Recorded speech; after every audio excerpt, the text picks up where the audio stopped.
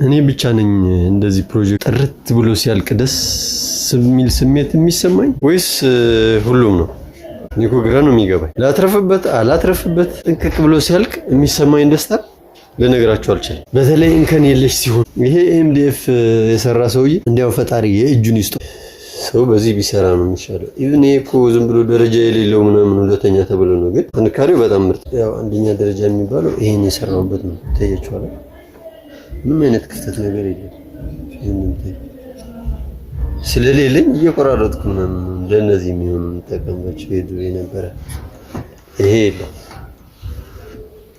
ግን ኤምዲኤፍ እኮ ከዝም ይሻላል ተብሎ ነው እንጂ በኤምዲኤፍ የምትሰሩ ሰዎች እንዴት እንደምትናደዱ ነገሩ በሌላ ነገር ካለመዳችሁ ልትናደዱ አትችሉ። እኔ በዚህ ለምጂ በኤምዲኤፍ ስሰራ እንዴት እንደምበሳጭ ይሄ ቴብል ሰው ግን እኔ ሳስበው እስከ ስንት እንደምትቆርጡ ላሳያችሁ።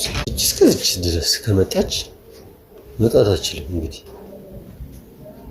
በቃ ሜትር ከ11 80 ወይ 90 ይቆርጣል ተብሎ ነው የተሰራ።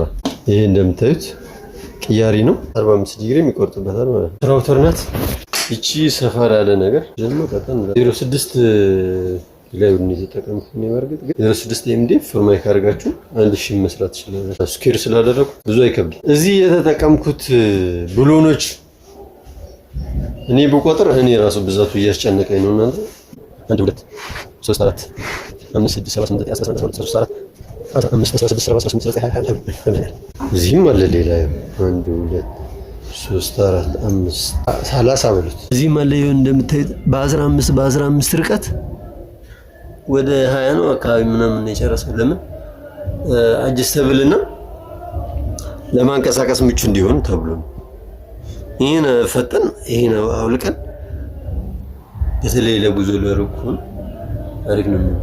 እነዚህ ሁለት ብሎኖች ይሄን ከዚህ ጋር ለማያያዝ ነው። እዚህ ጋር የተቀበረ ዳዶ አለ። ስለዚህ ቀላል ነው። ከብዳል አጀስት ታደርጋላችሁ እንደዚህ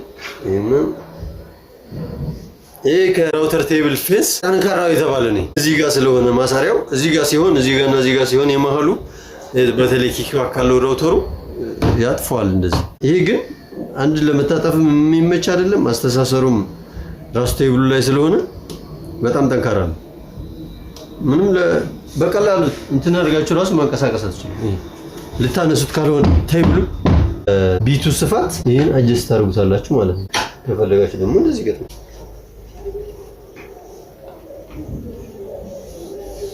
ኮሌክተር ቢኖር ያው እንዴት ነው የሚደረገው? እዚህ ጋር ይሄ ይዘጋና ከዛ እዚህ ጋር ቀዳዳ ይደረግና ቀጥ ብሎ ወደዚህ ይሄድለታል። ከዛ ደግሞ እንደዚህ ያረጉ ይጠርቡታል እና በጣም ለየት ያለች ነች። በጣም ነው የምታምረው እንደምታዩት። ንካሬዋም ውበቷም እዛ ላይ ፕላይውድ ነው። ከምናለች ተራ ነው የገዛሁት። ከቤቱ የተገዛ አዲስ ቢሆን ምን ያክል ደስ እንደሚል ባለሀብቶች እንግዲህ አያመጡም። ለምን እንደሆነ አላውቅም። የተወሰነ ይኖራል መሰለኝ ኦሪጂናል። እንደዚህ ኦሪጂናል ባይሆንም እንደዚህ ቢች ፕላይውድ የሚባል ባይሆንም እንደዚህ ያለ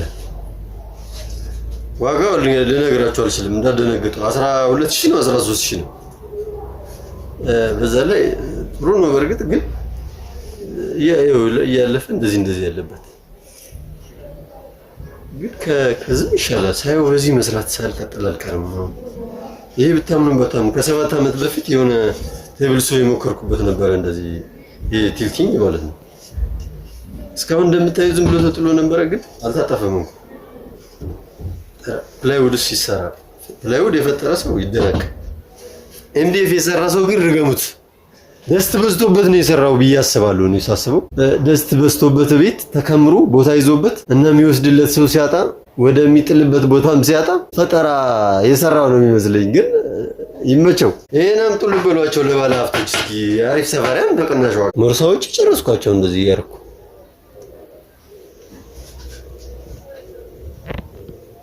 ነቅቄለ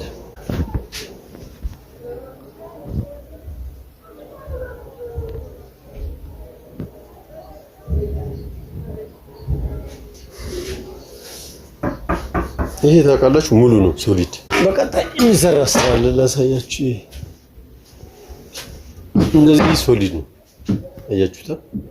እንደዚህ እንዳልጠቀም እዚህ ጋር የተነፋ ምናምን አንዳንዱ አበጥ ያለ የአንደኛ ደረጃ ስላልሆነ አንድ ቦታ ላይ አበጥ ያለ አንድ ቦታ ላይ ደግሞ ቀጠን ያለ ምናምን ገባ ያለ የሚስማር ምናምን ስላለው ምን አደረኩኝ እንደዚህ ከመጠቀምታ እንደዚህ ያደረኩትና ከዛ ይሄ በቴብል ሶ በጥንቃቄ ታለፋል። በጣም በጥንቃቄ ማለት ነው።